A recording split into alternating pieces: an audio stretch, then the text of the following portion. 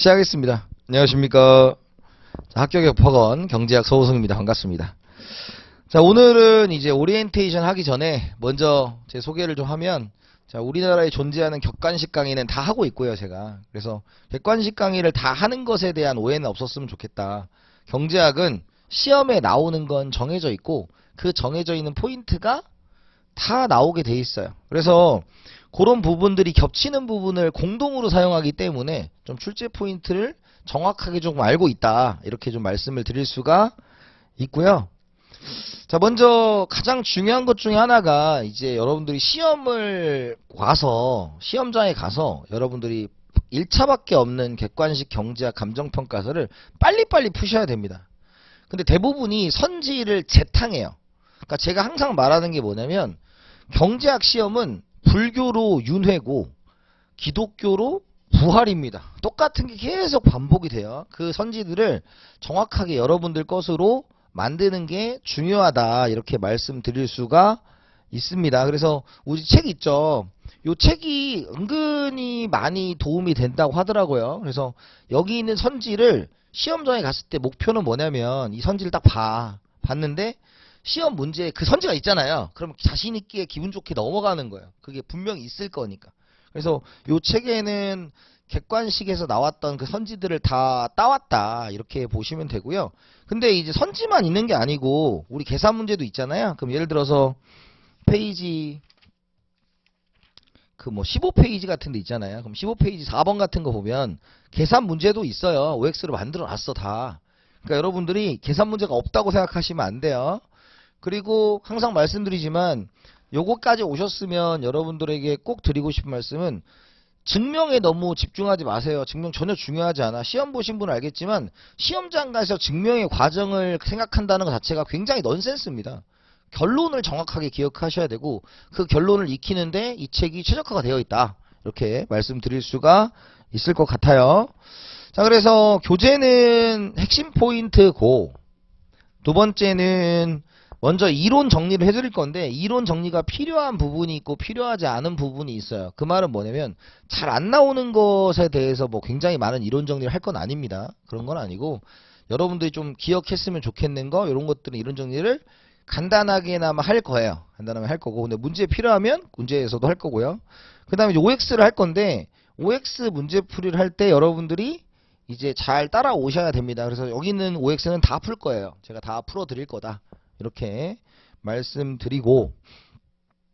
자, 그래서 강의 활용법인데, 첫 번째가 뭐냐면, 이제 교재가 OX고 굉장히 얇잖아요. 그래서 여러분들이 오시기 전에 여러분들이 쭉 다른 데다 한번 풀어보고 오세요. 연습장 같은 한번 쭉 풀어보시고, 그 다음에 자기가 어디가 잘 부족한지. 근데 너무 그런 거 있잖아요. 이 경제학에서 객관식에서 중요한 것 중에 하나가, 내가 오랫동안 생각해야 되는 것들은 여러분들이 저의 도움을 받으셔야 돼요. 그냥 거기에서 막 생각하고 막 기본 이론을 생각하고 이럴 필요 없고, 그냥 여러분들 OX 간단하게 해보고, 내가 이건 내가 확실히 아는 건데 이건 확실히 모르는 건데, 이걸 정해놓고 이제 오시고, 두 번째 수업을 하면서 다시 한번 정리하시고, 그 다음에 마지막으로 복습하면서 푸시면 3회독이에요. 그럼 요것만 가지고도 충분히 1차 통과하는 데는 별로 어려움이 없겠다라는 말씀을 드리겠습니다. 근데 분명히 말하지만 여기 있는 내용은 반드시 정복을 하셔야 돼요. 반드시. 자, 그러면 이제 자료가 어디냐라고 하면, 이제 네이버에 제 이름을 검색을 하시면, 네이버를 검색하면 거기 밑에 이제 상세 누르면 몸무게 키로수까지 나오니까 상세는 하지 마시고, 네, 그건 하지 마시고, 거기 보면 이제 인스타그램, 유튜브, 카페 이렇게 해서 나와요. 그럼 거기 이제 찍으시면 이제 각종 필요한 자료들을 넣어놨습니다. 그래서 감정평가사는 22년까지 다 기출하고 해설지까지 다 넣었으니까 여러분들이 풀어보시면 되고, 강의가 필요하시면 기출의 역사라고 여기서 찍은 게 있고, 그러니까 나는 강의까지 필요 없다 그러면 그 자료 보시고 여러분들이 풀어보시고, 궁금한 거 있으면 거기서 그 카페에서 질문하시면 돼요. 그래서 제 카페의 특징은 뭐냐? 등급도 없어. 바로 회원 가입 후 자료 다운이에요. 아, 왜냐면 그게 너무 싫었거든. 아니, 너무 싫었어. 그러니까 어디 가면 꼭 뭐 가입 인사를 해야 되고 뭘 해야 되고, 그거 너무 싫더라고 나는. 그래서 어차피 그냥 여러분들한테 퍼주려고 만든 건데, 그래서 그냥 가져가시면 돼요. 가져가시면 돼요. 근데 그러니까 굳이 근데 그런 사람들이 있어. 굳이 그냥 자료만 막 다운받는 사람이 있어. 그러지 말고 필요할 때만 다운받아서 가져가시면 됩니다. 강퇴 없어요. 네, 그런 거 없어요. 그럼 할지도 몰라. 그 다음에 거기에 이제 필기노트 있어요. 그래서 경제학 필기노트 있으니까 자기가 요약해서 보실 거 있으면 보시고, 그 다음에 특히 이제 그 모의고사에서 감정평가사 문제를 바로 푸시는 분들도 있어. 근데 감정평가사를 풀려면 기본적으로 7급 공무원 베이스가 좀 돼 있어야 돼요. 왜냐면 그러니까 이런 거 있잖아요. 내가 감정평가사 문제를 풀 때 막 그냥 풀리면 상관이 없는데 내가 거기서 한 절반 정도로 못 푼다 이거야. 그러면 감평 문제를 바로 푸시면 안 돼요. 7급을 푸시고 7급은 사리선다의 문제가 더 간단하거든요. 그걸 풀고 감평을 가면 시간이 줄어들어요. 어차피 내용은 똑같기 때문에. 그래서 그 내용들 그것도 공무원도 쫙 다 전부 다 해놨으니까 여러분들 풀어보시고 궁금한 것만 보시면 되고 질문하시면 되고, 그 다음에 제가 인스타그램을 해요. 인스타그램 여러분들 한 달에 7천만 원씩 벌으라고 7천으로 달아놨어. 월수 7천 열심히 하시면 됩니다. 자, 그래서 거기에 제가 일주일에 2번 정도 경제학 OX 퀴즈를 올려놔요. 3문제씩. 그래서 여러분들이 벌써 지금 이게 샵 1, 2, 3, 4 해가지고 계속 한 바퀴씩 돌리는 거거든요. 좀 범위를 넓게 잡아가지고. 왜냐면 여러분들이 내가 어디를 틀리고 어디를 모르고 이걸 좀 알았으면 좋겠고, 선지가 거기 있는 것도 굉장히 중요한 선지를 내놨기 때문에 그런 부분들을 좀 보시라고 해놨으니까 그냥 화장실 가서 한 번씩 보시면 돼요. 하루에. 그래서 지금도 자료가 꽤 많이 쌓여있기 때문에 OX로 점검을 해보시면 될 것 같습니다. 자, 그래서 항상 말씀드리지만 자꾸 여러분 문제 풀 때 내가 이런 거야. 감정평가사 40문제 중에서 대부분의 시험이 그래요. 특히 40문제짜리는 평균 60점을 넣으면 되잖아요. 그리고 80점 맞게 하는 게 목표고, 왜냐면 우리가 1차가 꽈락이 문제지 뭐 그래가지고 합격 불합격을 따지는 건 아니니까, 최종 순위를 따지는 건 아니니까 2차를 가는 관문이잖아요. 그래서 이게 제일 중요한 것 중에 하나가 뭐냐면, 거의 나오는 게 한 40개의 문제라고 하면 30개는 그냥 나오는 거예요. 그리고 이 시험이 조금 어려운 시험이다 그러면 5개, 6개가 조금 어렵게 나오는 거고, 이게 조금 쉬운 시험이다 그러면 3개, 4개가 어려운 게 나오는 거예요. 근데 여러분들이 그 5개, 6개, 3개, 4개에 꽂혀가지고 나머지 부분을 틀리면 안 돼요. 네, 그래서 저는 반드시 말씀드리지만 지금까지 나왔던 것들에 대해서 정확한 이해를 해야만 가능하지 않겠냐라는 말씀을 드립니다. 그래서 꼭 합격하셨으면 좋겠다라는 말씀을 드리면서 첫 번째로 들어가도록 하겠습니다. 자, 첫 번째 경제 기초와 생산 가능 곡선이죠. 그죠? 그래서 지금 보면 경제활동, 자원의 희소성, 기회비용, 생산가능 곡선, 한계 변화율 이런 것들 중에서 출제가 되는 건 그냥 없어요. 근데 그냥 나오는 건 하나 있죠. 뭐예요? 이제 기회비용과 관련해서 얘가 이제 뭐랑 관련이 있습니까? 우리가 고정비용은 기회비용이다. 고정비용은 기회비용이다. 맞아요? 틀려요? 고정비용은 기회비용이다. 맞아? 틀려? 틀렸어요. 그죠? 아니다. 그죠? 고정비용이 기회비용이 아니고 고정비용이 매몰비용이다. 자, 이거는 우리가 틀리게 나왔다라는 겁니다. 그 이유가 뭐냐? 고정비용이라는 건 기계설비와 관련되어 있는 거고요. 그런데 그것이 환불이 가능하다면 기회비용이 될 수도 있다라는 게 한번 출제된 적이 있어요. 자, 그 다음에 이제 한계 변화율이 있죠. 우리 가장 기본적인 거 MRS, XY, MRTS, LK, MRT, XY가 있죠. 그래서 MRS, XY는 뭐예요? 한계 변화율, 무차별 곡선의 기울기. 여기 없어요. 정리 한번 해드리는 거야. 어차피 우리가 3개는 무조건 나오는 거니까. 그 다음에 MRTS는 한계 기술 대체율, 그래서 등량 곡선의 기울기고, 그 다음에 MRTXY는 한계 변화율, 생산 가능 곡선의 기울기입니다. 그래서 세 가지가 있죠. 그래서 MRS XY는 MU Y분의 MU X, MRTS LK는 MP K분의 MP L, MRTXY는 MC Y분의 MC X가 되겠다 라는 거. 세 가지가 우리 미시에서 많이 나오는 기울기의 정의다 라고 말씀드릴 수가 있습니다. 자, 이렇게 봤고요. 나머지는 요 자체로 뭐 출제되는 건 없어요. 자, OX를 봅시다. 1번, 가계는 주어진 예산 제약을 벗어나 효용 극대화를 추구한다. 이렇게 돼 있어요. 근데 맞아요, 틀려요? 당연히 틀리겠죠. 예산 제약을 벗어나면 효용 극대화를 추구할 수가 없겠죠. 왜? 그걸 보고 우리가 도둑이라 그래요. 자기가 가진 걸 벗어나서 예산을 극대화, 예산 제약을 벗어나서 효용을 추구한다? 그걸 나쁜 사람. 두 번째, 운송과 보관은 부가가치를 창출하는 것이다 라는 거죠. 그래서 운송, 보관. 근데 부가가치를 창출한다는 건 일반적으로 GDP에 훨씬 더 많이 나온 얘기고, 기본적으로 우리가 돈 주고 뭘 한다라고 하면 생산이 되었다라고 말하는 거죠. 대표적으로 뭐가 있습니까? 택배 돈 주고 하잖아. 그런 것들. 그래서 얘는 맞다. 3번, 식당에서 쌀을 구입하는 것은 소비에 해당한다 라는 거죠. 그래서 가정에서 쌀을 구입하는 거랑 식당에서 쌀을 구입하는 게 있겠죠. 가정에서 구입하면 뭐라는 거야? 내가 이걸로 밥을 해 먹으려는 거니까 소비가 됩니다. 식당에서 해 먹는 건 내가 이걸 가지고 음식을 팔아먹을 계획이죠.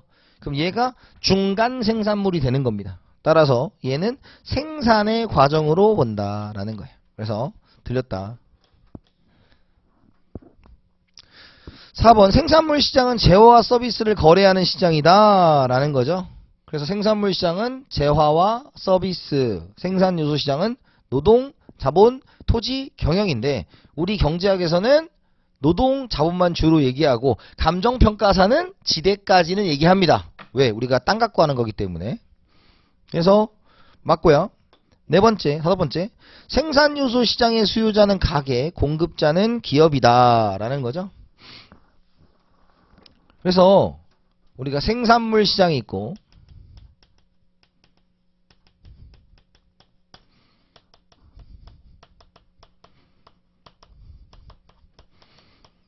생산물 시장은 재화와 서비스를 거래하는 시장이니까 수요가 있고 공급이 있고, 그럼 생산물 시장의 수요자는 뭐예요? 가게가 되겠고 기업이 되겠죠. 그 다음에 생산 요소 시장은 노동, 자본, 토지, 경영을 하는 거니까 얘는 기업이 되겠고 얘가 가게가 되겠죠. 그죠? 그래서 생산 요소 시장 문제도 우리가 잘 출제되는 거니까 뒤에 나오겠죠. 천천히 보시면 되고. 그래서 여기 지금 너무 스트레스 받지 마세요. 여기 시험 막 나오고 그런 거 아니야. 근데 처음부터 안 할 수는 없으니까 순서대로.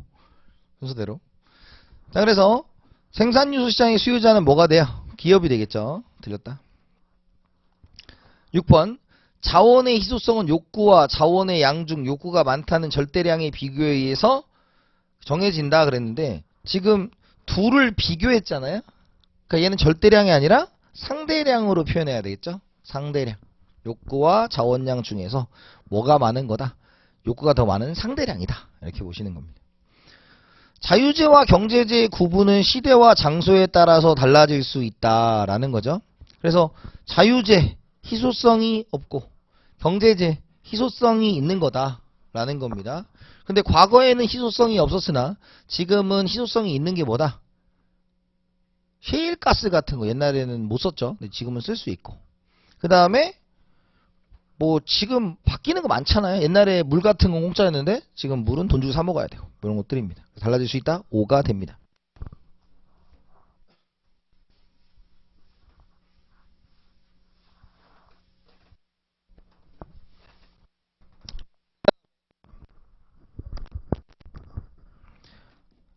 (8번) 외국에 설립된 공장을 국내로 옮길 것을 고민하는 문제는 생산 요소의 결합과 관련된 문제다. 동그라미가 뭐예요? 지금 국내로 옮기는 거죠. 그러면 중국에서 생산할 거냐 우리나라에 생산할 거냐 하잖아. 그럼 우리가 왓이 뭐였어요?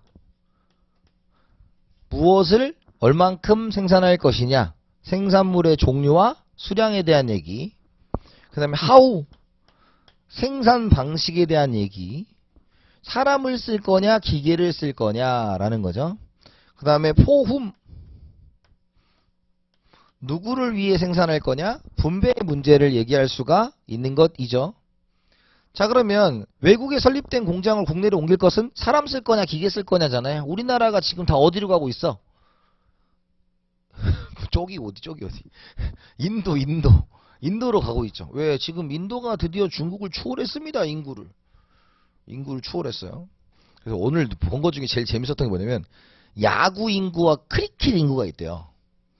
근데 크리켓 인구가 야구보다 한 10배 많더만. 왠지 아세요? 인도. 무서운 인도. 그죠?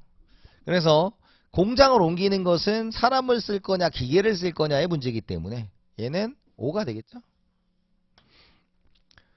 9번. 기업의 이윤을 주주에게 배당할 것인지, 기업의 이윤을 주주에게 배당할 것인지 아니면 직원들에게 성과급으로 지급할 것인지의 문제는 형평성이 중시되는 경제 문제다라는 겁니다. 그럼 이거 이제 뭐예요? 배당할 거냐 지원할 거냐 포흠이죠. 그래서 경제학의 문제에서는 효율성을 다 중시하는데 유일하게 공평성에 대한 얘기하는 것이 뭐다? 얘가 되겠죠.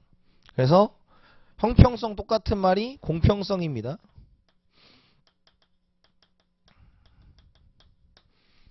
그죠? 10번. 기회비용은 선택 시 포기한 가치 중에서 가장 큰 것을 말한다. 그죠? 포기한 것 중에 가장 큰 것을 말하는 거. 여러 개라면. 근데 이제 앞으로 우리 경제에서는 그냥 뭔가 늘어날 게 있고 그럼 줄어든 게 있잖아요. 그럼 줄어든 게 있으면 그걸 뭐라고 한다? 기회비용이다. 그래서 가장 기본적인 게 뭐예요? 기회비용은 최소가 돼야 돼요? 최대가 돼야 돼요? 기회비용은 최소가 돼야 되는 거죠. 왜? 포기하는 거니까. 포기하는 게 작을수록 합리적 선택이 되는 거죠. 그 얘기가 어디서 주로 나옵니까? 무역에서 주로 나오게 되는 것이죠. 무역에서. 그래서 합리적 선택, 특화를 한다. 기회비용이 작은 걸 골라라 라고 하는 것입니다. 자, 그래서 가장 큰 것이다. 맞고요. 암묵적 비용은 시간의 기회비용을 포함한다. 그래서 암묵적 비용에 해당하는 게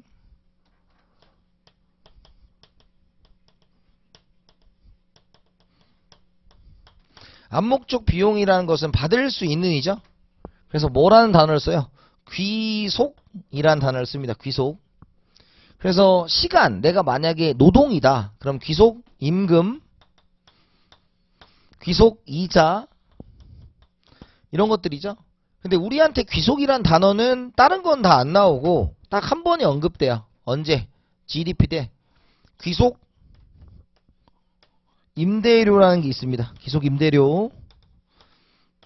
귀속 임대료는 받을 수 있는 임대료죠. 그럼 귀속 임대료는 GDP에 포함이 됩니까? 안 됩니까? 찍어. 여러분, 고객님들 잘 생각해 보세요. 여러분 이렇게 대답하시고 틀리셔도 돼. 왜냐면 여러분들이 여기서 우리가 주의해야 될 건 여기서 틀리는 게 아니다. 시험장 가서 틀리면 안 되는 거지. 그죠? 귀속 임대료는 들어간다 안 들어간다? GDP에 들어가요. 네. 왜? GDP는 내가 내 건물에서 내 집에서 산다 이거지. 그런데 모든 집을 전세와 월세와 자가로 구분할 수 없기 때문에 그냥 건물이 있으면 귀속 임대료 받을 수 있는 거 GDP에 들어간다. 그때 이제 귀속이라는 단어를 쓰는 겁니다. 귀속 임대료는 GDP에 포함된다는 거 참고하시면 좋을 것 같습니다. 나중에 또 할 거예요. 엄청 잘 나오는 겁니다. 이런 건. 그러니까 여러분 제 이 강의의 목표는 딱 하나예요. 시험장에 갔어. 가는데 호성이 목소리가 들리는 겁니다. 맞아, 귀속이 힘들어. 이렇게 들려야 돼. 그럼 되는 거예요. 네. 들리실 거예요. 들리실 거예요. 제 목소리가 또 하하 목소리랑 비슷하기 때문에. 네. 자, 그 다음에 11번 됐고요. 합리적 선택 시 매몰 비용을 고려하면 안 된다. 매몰 비용을 고려하면 돼요, 안 돼요? 안 되겠죠. 왜냐면 매몰 비용은 회수가 가능하다, 불가능하다? 불가능하다. 그럼 우리가 경제학을 할 때 무엇을 한다? 미분을 하는 이유가 있는 거예요. 미분을 왜 합니까? 원인을 추가적으로 증가시켰을 때 결과가 얼만큼 추가적으로 늘어나느냐를 따지는 거잖아. 그러니까 지금 매몰 비용을 고려해야 된다, 안 한다? 안 한다 이거야. 그래서 맞는 거죠, 맞는 거. 13번 암묵적 비용이 명시적 비용보다 클 수 있다 라는 겁니다. 대표적으로 여러분 암묵적 비용이 명시적 비용보다 큰 게 뭐예요? 전세야, 전세. 전세는 보증금이 있죠. 보증금은 명시적 비용이 아니에요. 명시적 비용이 아니야. 아니야. 왜? 돌려받거든.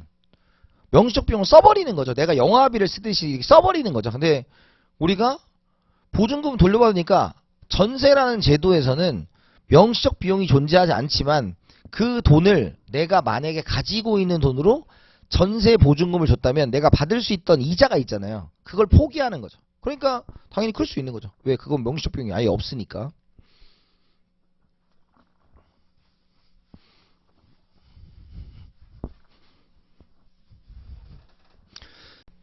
14번 생산이 증가할수록 기회비용이 체감하는 경우에는 두 재화의 생산 가능 곡선이 원점에 대하여 볼록한 형태이다. 이렇게 돼 있어요. 원점에 대하여 볼록하다는 것은 뭐냐면 X0, Y가 있으면 생산 가능 곡선이 이렇게 있는 거죠.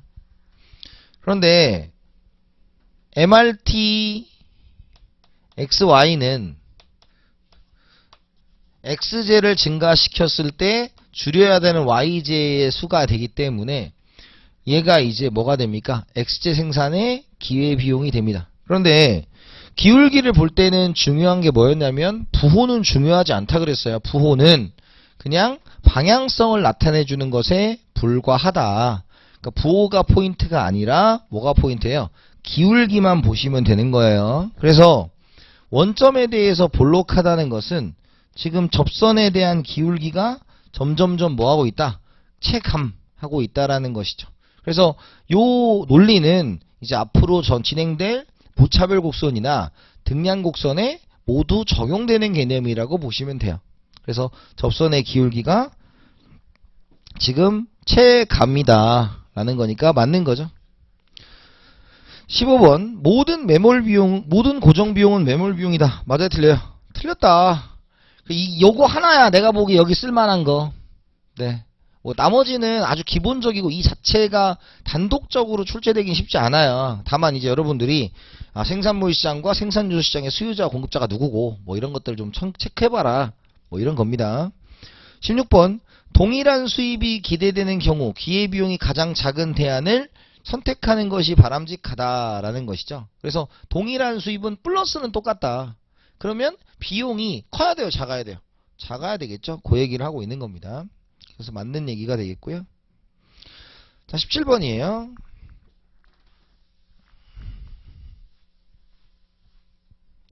통근 시간과 임대료가 다음과 같은 경우 직장인 K의 최적의 선택은 D이다. 단 K의 통근 1시간당 기회비용은 1만원이다. 이렇게 돼 있어요. 먼저 월별 임대료라는 것은 내가 내는 거죠. 그래서 얘는 뭐가 된다? 명시적 비용이 되겠고, 월별 통근 시간은 내가 이 시간에 일을 했다면으로 가는 거니까 얘는 암묵적 비용이 되겠죠. 근데 명시, 묵시, 라임 따지면 묵시로 하셔도 돼요. 근데 항상 명심하세요. 우리가 보는 시험 무슨 시험이에요? 객관식이야. 객관식은 너무 이렇게 단어에 목숨 걸 필요 없어요. 네. 그리고 특히 우리 경제학은 또 그런 회계학이나 법적 문제랑 달라서 행간을 읽거나 조사를 바꾸는 문제는 거의 없어요. 그냥 아냐 모르냐의 문제이기 때문에 그런 쪽으로 공부를 하시면 공부 방향이 좀 잘못된 겁니다. 자, 그러면 둘 더하면 뭐예요? 기회비용이니까 160, 150, 145, 150이니까 기회비용은 최소화가 되어야 되겠죠. 그러면 얘가 이제 145가 된다라는 것입니다. 그래서 D가 아니라 C다라는 것입니다. 18번 사회주의 체제는 보이는 손을 중시한다 라고 했어요. 그러니까 보이는 손, 보이지 않는 손. 그래서 보이지 않는 손은 시장, 보이는 손은 정부의 계획이죠.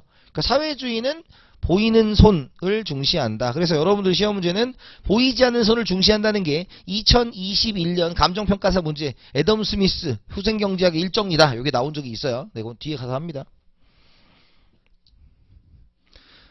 19번 신자유주의는 정부 개입의 축소와 시장의 자율성을 확대를 주장한다 라는 거죠. 그래서 신자유주의는 민영화를 민영화를 추구한다. 아, 그렇지. 한글이 안 되네. 추구한다. 자, 그 다음에 생산 가능 곡선 위의 점은 모두 효율적인 생산이다. 그래서 우리 뒤에 가서 파레토 효율성 했을 때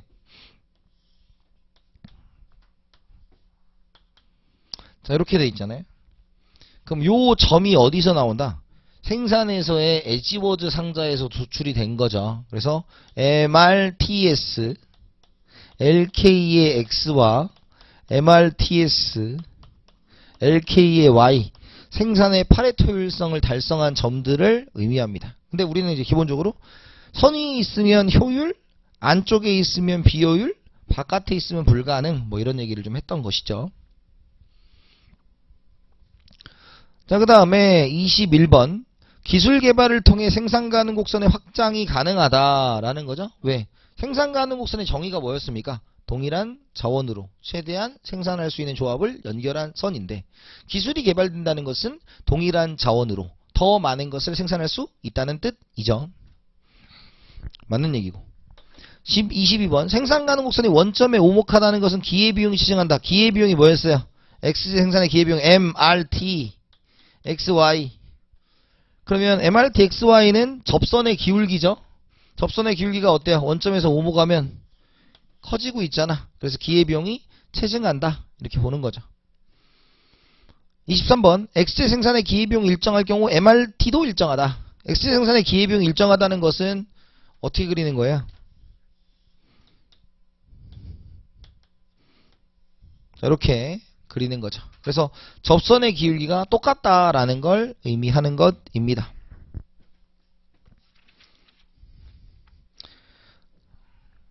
자, 24번 원점에 대하여 오목한 형태의 생산 가능 곡선에서 생산점이 생산 가능 곡선 상에서 우하방으로 이동하면 자, 이게 무슨 뜻이에요? 이 점에서 이 점으로 이동하면 이런 뜻이죠. 그죠? 그럼 X제 생산의 기회비용은 상대적으로 Y제 생산의 기회비용은 낮아진다 그랬어요. 자, 그럼 이 점에서 이 점으로 간 거지. 이렇게 생각하면 됩니다. 자, 보세요. 자, X0, Y에서 너무 어렵게 할 거 없고 그러니까 여러분들한테 항상 말씀드리고 싶은 게 우리 경제학 할 때 하면 안 되는 게 뭐예요? 1. 약자가 뭔 뜻인지는 알아도 되지만 스펠링 외우는 건 바보 같은 짓이다. 정말 바보 같은 짓이에요. 왜? 우리가 보는 시험이 뭐니까 객관식. 그리고 두 번째는 자꾸 증명에 이제 여기까지 왔는데 증명은 제가 필요한 걸 해드릴 거예요. 근데 증명에 목숨 걸지 마세요. 그러니까 우리가 직관적으로 문장을 이해하는 거. 여러분 참고로 저는 항상 말하지만 경제학의 말문제와 계산문제에서 최근 경향은 말문제가 많아지고 있는 거예요. 근데 말문제가 많아진다고 해봐야 20개는 말문제, 20개는 계산문제를 베이스로 두고 거기에서 이제 10개가 플러스 마이너스가 되느냐야. 10개가 좀 들어가네 안 들어가니까. 그러면 결론적으로 말했을 때 이거죠. 자, 요게 생산 가능 곡선이라면 주어진 자원으로 최대한 생산할 수 있는 조합을 연결한 선이니까 10x는 5y가 되는 거죠. 그러면 x는 2분의 1y고 y는 2x잖아. 그러면 요거의 기울기는 뭐예요? 10분의 5가 기울기죠. 그럼 요 기울기가 뭐가 되는 겁니까? MRT xy가 되는 거잖아. 근데 그게 뭐예요? 기울기가 2분의 1이니까 얘지. 그럼 기울기는 X의 생산에 기회비용이 된다라는 거죠. 그죠? 그럼 이걸 뒤집으면 뭐예요? YJ 생산의 기회비용이 되는 거지. 그럼 결론적으로 했을 때 지금 우리가 A점에서 B점으로 왔다는 것은 기울기가 급해졌죠. 기울기가 급해졌다. MRT가 체증하였다. X제 생산의 기회비용은 커졌다. 반대로 그거 역수니까 YJ 생산의 기회비용은 작아졌다. 이렇게 보는 거죠. 됐습니까? 자, 그래서 낮아진다. 맞아 틀려? 맞습니다. 자, 그 다음에 25. 생산 가능 곡선이 원점에 대해서 볼록하면 이는 재화 생산의 기회비용이 체감함을 의미한다. 아까 나왔던 거죠. 그래서 원점에 대해서 이렇게 볼록하면 기울기가 더 작아지니까 체감한다. 생산에 있어서 규모의 경제가 발생하면 생산 가능 곡선은 원점에 대해서 볼록한 형태다라는 거예요.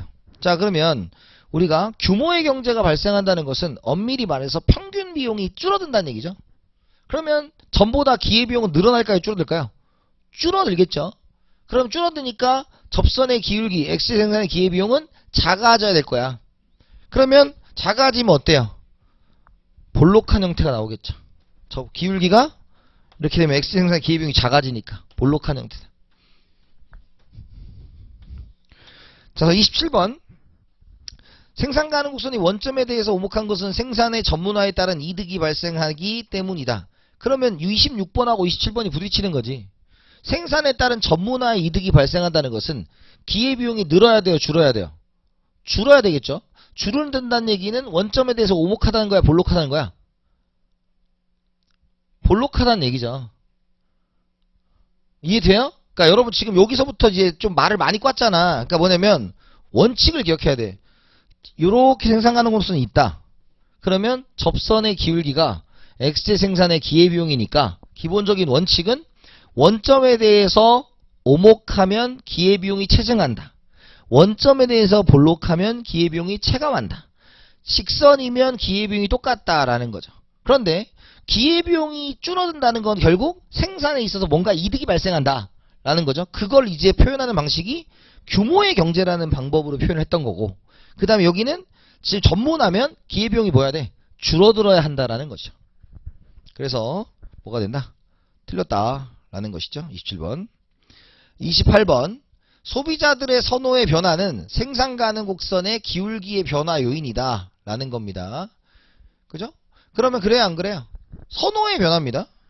자, 근데 선호는 뭐와 관련이 있어요? 소비와 관련이 되어 있죠.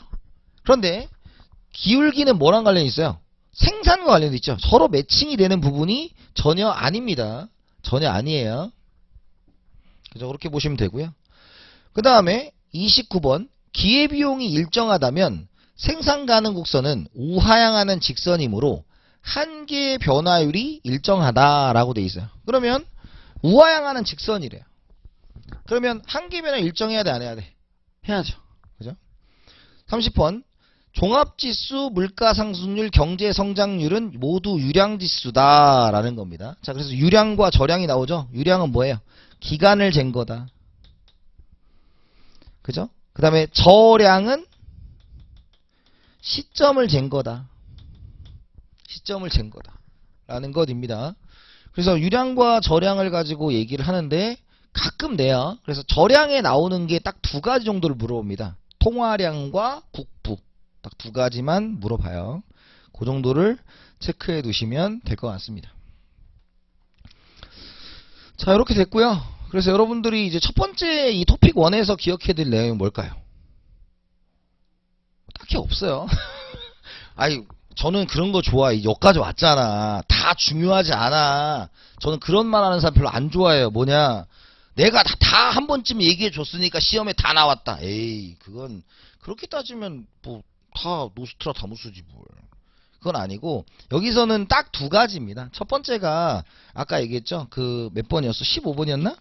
모든 고정비용은 매몰비용이다 라고 했잖아요.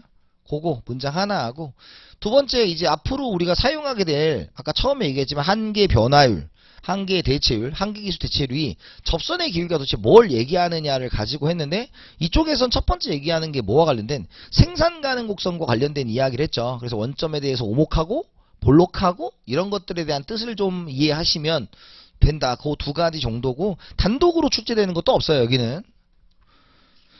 자, 그러면 이제 토픽 2번으로 가봅시다.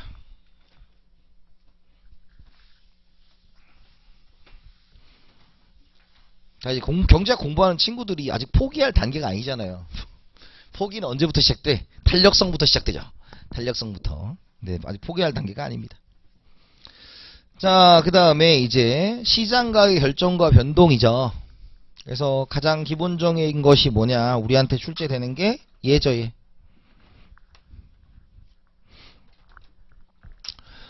자, 우리가 뭐에 대한 얘기를 해야 돼요? 이제 계산 문제를 풀어야 돼. 그럼 우리가 P로 더할 거냐, Q로 더할 거냐, P로 미분할 거냐, Q로 미분할 거냐를 정하고 들어가야 됩니다. 그런데 지금 얘는 어때요? 지금 개별 수요량이 있을 거 아니에요. 개별 수요량. 그죠? 그럼 얘가 이제 시장 수요량이 되려면 Q를 더해야 된다는 거죠. 그럼 예를 들어서 P는 100Q다 있어. 그죠? 그럼 이런 애가 100개의 기업이 있다. 그러면 시장 수요량은 어떻게 돼요? 자, P는 10,000Q다. 맞아, 틀려? 틀렸어. 이렇게 하면 안 된다 그랬죠. 왜? 뭐로 바꿔줘야 돼? Q로 바꿔줘야 돼. 그 생각을 하셔야 된다고요. 그걸 여러분들이 그냥 계산하는 게 아니라 항상 그런 문제를 풀다 보면 네가 원하는 포인트가 이거지라는 걸 알고 들어가야 되는 거예요. 그러면 얘를 뭐로 바꿔야 돼? 자, Q는 100분의 1P가 되는 거지. 이런 애가 100규형이니까 여기다가 곱하기 뭐 해주는 거예요? 100을 해주는 거예요. 그래서 Q는 뭐가 되는 거예요? P가 되는 거죠. 이걸 이해하셔야 돼요. 그래서 요 부분에 있어서 이걸 가지고 장난질을 막 치기 시작하는 게 어디냐? 어디까지? 탄력성까지예요. 그래서 개별 수요, 시장 수요 이런 게 나오면 Q로 더한다라는 생각을 하고 들어가셔야 한다. 라는 것입니다. 꼭 기억하셔야 돼요. 그래서 사실 우리가 Q로 더하는 게 몇 개 없어요. 나머지는 다 P를 더해. 뭐 조세, 그 다음에 공공재, 뭐 기타 등등 다 이제 뭐 Q로 하고 P로 하기 때문에 그런 것들에 대해서 문제마다 여러분들이 딸락딸락 이렇게 나눠가지고 잘 하셔야 됩니다. 자, 그 다음에 수요와 수요량의 변동요이죠. 량자가 붙으면 뭐였다? 그 해당 시장의 가격이 변동하는 거예요. 라는 거고, 그게 안 붙으면 뭐가 되는 거예요? 수요 측 요인 5가지. 소득, 인구, 기호, 대체지의 가격, 보완지의 가격, 공급, 생산비, 기술 수준, 조세, 보조금인데, 자, 여러분 이거 또 왜 하면 안 되는 게 하나 있어요. 자, 뭐냐, 우리가 미래 가격의 예상이잖아. 미래 가격의 예상. 그죠? 그러면 우리가 가격이 변하면 수요량, 공급량이죠. 근데 미래 가격의 예상은 가격이 변한 거야, 안 변한 거야? 안 변한 거예요. 안 변한 거. 근데 우리가 예상을 하는 거지. 그래서 이 미래 가격 예상은 수요, 공급의 변동 요인이에요. 그럼 예를 들어서 자, 이겁니다. 자, 우리 최근에 무슨 일이 있어요? 부동산 가격이 떨어질 것이라고 예상을 하죠? 그러면 수요는 늘어나요, 안 늘어나요? 지금 사야 돼, 나중에 사야 돼? 지금 산다고? 가격이 떨어질 거야. 지금 사야 돼, 나중에 사야 돼? 나중에 사겠죠? 그럼 수요가 감소하는 거야. 그죠? 그 다음에 공급자 입장에서 지금 팔아야 돼, 나중에 팔아야 돼? 지금 팔아야지. 그러니까 공급이 늘어나는 거죠. 이 양반들 보게. 이 양반 당신들 지금 감정평가서 준비한 양반들 아닙니까? 우리 뉴스에서 맨날 했던 얘기가 뭐야? 맨날 뭐라 그랬어? 1년 반, 2년 전만 해도 공급이 부족하다 그랬어. 공급이 부족한 게 그게 밑도 끝도 없이 얘기한 거지. 봐봐. 그때는 왜 공급이 부족했냐? 이거였어. 미래의 가격이 팍팍 가격이 지금 올라갈 것을 예상했죠. 그러니까 공급자는 지금 팔아 안 팔아? 안 팔아. 그러니까 공급이 다운되는 거지. 근데 수요자는 지금 안 사면 벼락 거지가 된다고 뉴스에서 막 떠들어대죠. 그러니까 뭐 해야 돼? 영끌 해야지. 영투더 끌을 해야 될 거 아니야. 그러니까 수요가 증가해서 가격이 올라간 거라고. 수요가 증가한 거라고. 지금 하고 싶은 얘기가 뭐냐면 예상이란 말은 수요량 공급량이 아니에요. 수요와 공급의 변동 요인이 된다 라는 것으로 기억을 해두시면 좋습니다. 자, 그 다음에 수요와 공급이 둘 다 변할 때가 있죠. 자, 이것도 여러분들이 잘 보셔야 되고.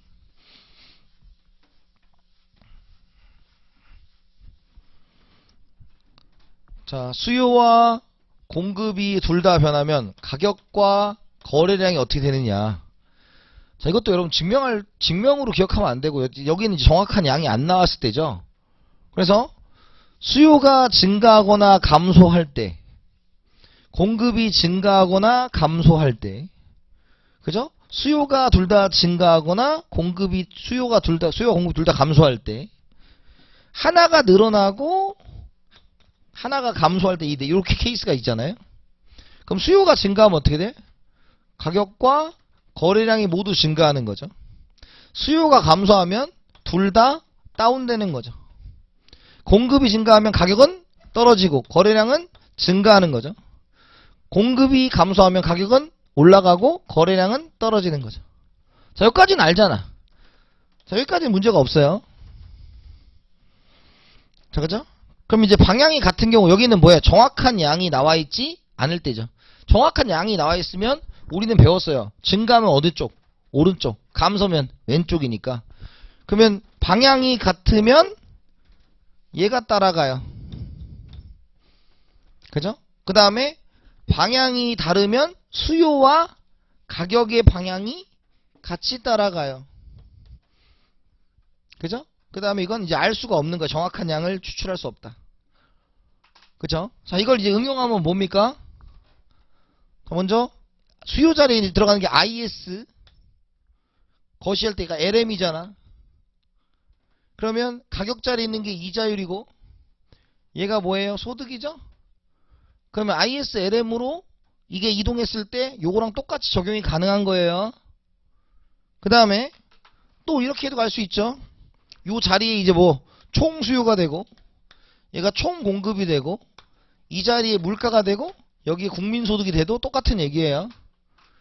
그래서 이 시험 요걸 가지고 여러분들 문제를 풀 수 있는가에 대해서 답변할 수 있으셔야 합니다. 이해되셨어요? 그렇게 보도록 하고. 자, 그 다음에 거기 보면 소비자 잉여와 생산자 잉여 있죠? 자, 소비자 잉여와 생산자 잉여. 자, 이거 얘 그래프 그릴 줄 알아야 돼요. 그래프 그릴 줄 알아야죠. 왜? 면적 구해야 되니까. 그래서 삼각형, 사각형 이런 면적 구할 줄 있어야 되니까 얘 그래프 있는 거 이따가 문제 있을 거예요. 있을 거고. 자, 그 다음에 최고 가격제와 최저 가격제죠. 최고 가격제와 최저 가격제. 그래서 최고 가격제는 가격의 상한선 끌어내리는 거죠. 끌어내리는 거. 그래서 대표적인 게 최고 이자율 제도가 있고, 그 다음에 최저 가격제는 가격을 끌어올리는 거죠. 끌어올리는 거. 그래서 최저임금제가 된다라는 걸로 보시면 될 것 같습니다. 이해됐어요? 자, 뭐 어려운 거 없죠? 벌써 그러면 안 되는데. 추억을 더 내가 바꿨다 아니에요. 자, 가봅시다.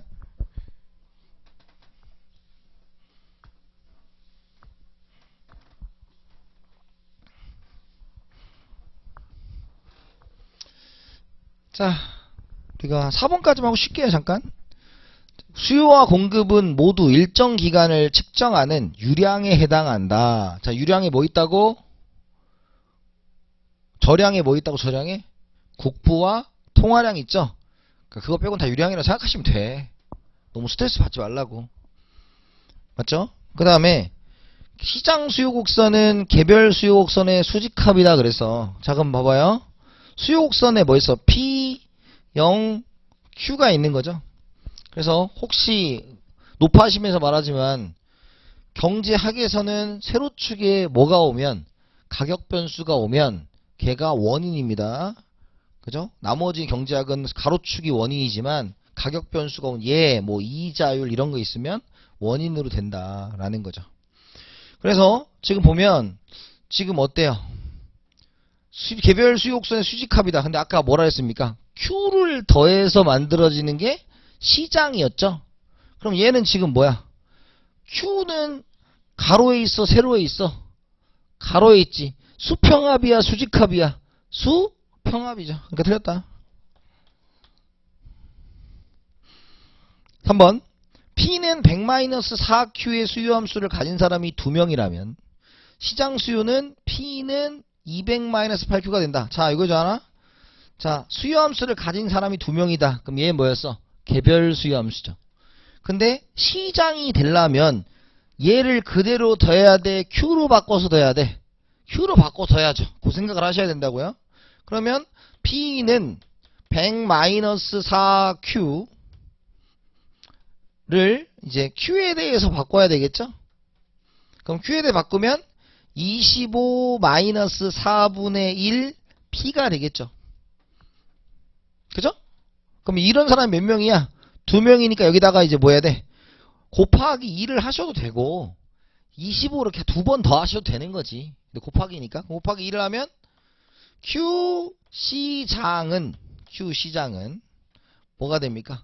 50-2분의 1 P가 되죠. 그럼 P의 형태로 바꾸면 다시 P는 100-2Q가 되더라. 그래서 명심하세요. 이쪽 수요 쪽에서는 항상 개별 수요와 시장 수요인데 여러분 경제학을 어렵게 느끼는 분들의 특징이 뭐냐? 그냥 이거를 언제는 Q로 나오고 언제는 P로 나올 거 아니야. 그냥 더해버릇해서 그래. 아무 생각 없이 그냥 더하는 거야. 그럼 이제 언제는 맞고 언제는 틀리잖아. 그럼 이제 자기가 뭔지 올렸는지 모르는 거죠. 그러면 어려운 거야 여기가. 그러니까 정확하게 이걸로 가야 된다라는 생각을 하시면 됩니다. 자, 그래서 됐고요. 그래서 얘 틀렸죠? 한 번에 200-2Q가 된다. 200- 맞죠? 100-2Q. 자, 그 다음에 4번. 상품의 가격과 수요량 사이의 정의관계가 정립하 이를 수요의 법칙이라고 한다. 가격과 수요량 사이의 수요는 뭐예요? 정이야, 반이야? 반. 그죠? 그래서 이제 여러분들이 수요 쪽에서 나올 수 있는 얘기는 이런 얘기인데, 뭐, 본래 제가 한 50분에서 1시간 정도 하고 한 10분 쉬거든요. 근데 아까 또 불의의 일이 있었기 때문에 이 정도 하고 잠깐 쉬고요. 나머지는 잠깐 쉬었다가 또 연결해서 하겠습니다. 쉬었다 하겠습니다.